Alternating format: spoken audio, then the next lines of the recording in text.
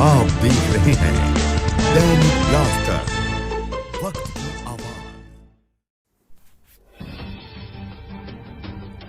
नमस्कार, मैं भूमिका मालविया आपके साथ और आप देख रहे हैं दैनिक ब्लास्टर।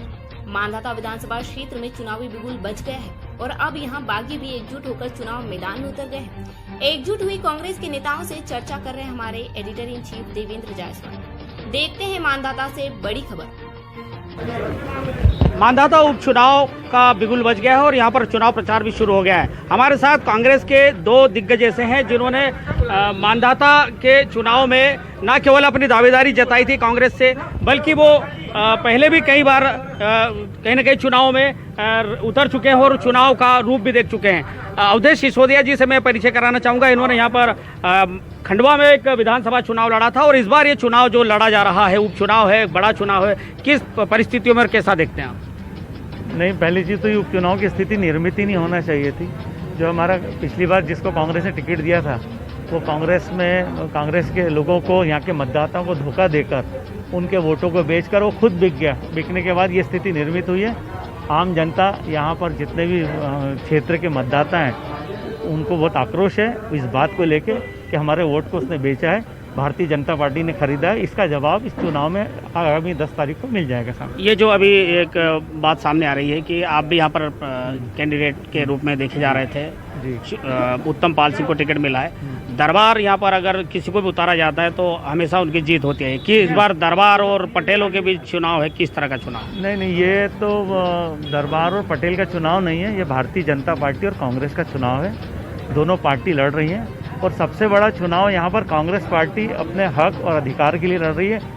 इस मांधाता विधानसभा क्षेत्र की जनता ने कांग्रेस की सरकार, कांग्रेस का विधायक दिया था और प्रदेश की जनता ने कांग्रेस की सरकार दी थी, लेकिन भारतीय जनता पार्टी के लोगों ने लोकतंत्र की हत्या की है और ये इसका जवाब जनता देने की तैयार है। और यहाँ पर कोई ऐसा न पटेल का चुनाव है न राजपूत का चुनाव है, सीधे भारतीय जनता पार्टी कांग्रेस का चुनाव। और कांग्रेस का यहाँ का जो कैंडिडेट है वो बहुत अच्छे वोटों से जीतेगा, क्योंकि ये भाजपा का जो प्रत्याशी है वो जहाँ भी जा रहा है उसको हर गाँव में धुतकार के बाहर निकाला जा रहा है कि भैया तू तो बिकाऊ है, जो आगे भी बिक जाएगा इस बात की गारंटी नहीं। इसलिए इस मुद्दे पे चुनाव लड़ रही है। ये चुनाव लड़ रही है। हम बात करेंगे जो पूर्व मुख्यमंत्री भगवंतराव मंडलोई जी थे, उनके परिवार से अमिताभ मंडलोई जी, ये भी लोकसभा चुनाव भी लड़ चुके हैं और यहाँ पर अभी दावेदार थे।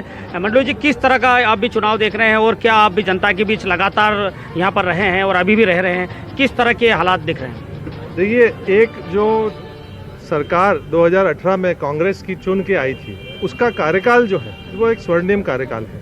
15 साल तक 2003 से 2018 तक भाजपा ने जिस प्रकार शासन किया वो एक ऐतिहासिक भ्रष्टाचार और जो जनता को भुलावा दे के, झूठ बोल के, झूठे वादे किए थे। एक कमलनाथ जी की सरकार आने के बाद लोगों को समझ में आया कि एक इतना चमत्कारिक मध्य प्रदेश पिछड़े प्रदेश से आगे बढ़ने के लिए गति पे था। ये एक साजिश के तहत उनकी सरकार को गिराया गया। तो ये बात सबसे महत्वपूर्ण है।